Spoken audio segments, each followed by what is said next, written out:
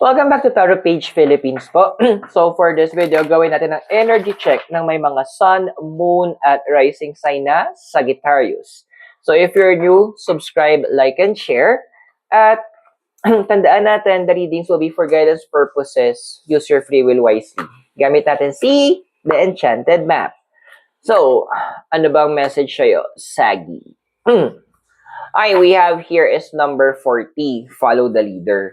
Well, given naman na tinatawag ka kasing House of Sagittarius is tinatawag na House of Philosophy, Higher Learning, tsaka Long Travels, it's time that you take the lead. Paano take the lead? Alam mo naman yung gagawin kasi.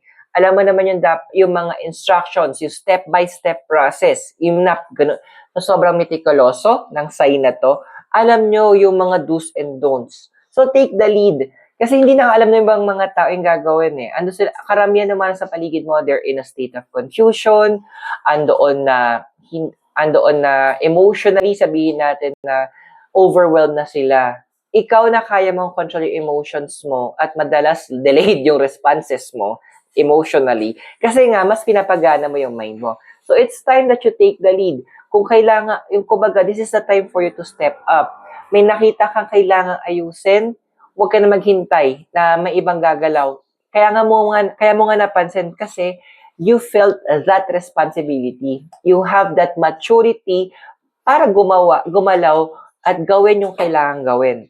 Now, pinapansin ng card na din nito na hindi mo kailangan ng title. What you have is far better than a title. You have the heart. May puso ka para gawin yon kasi alam mo, kaya mo, at alam mo ano yung magandang maidudulot nito kapag ikaw na yung nag-lead sa process na yon. I hope nakatulong yung reading. Those are for guidance purposes. Use your free will wisely. And kung bago po kayo, don't forget to subscribe, like, and share at para makapagkita tayo sa next videos. Bye for now!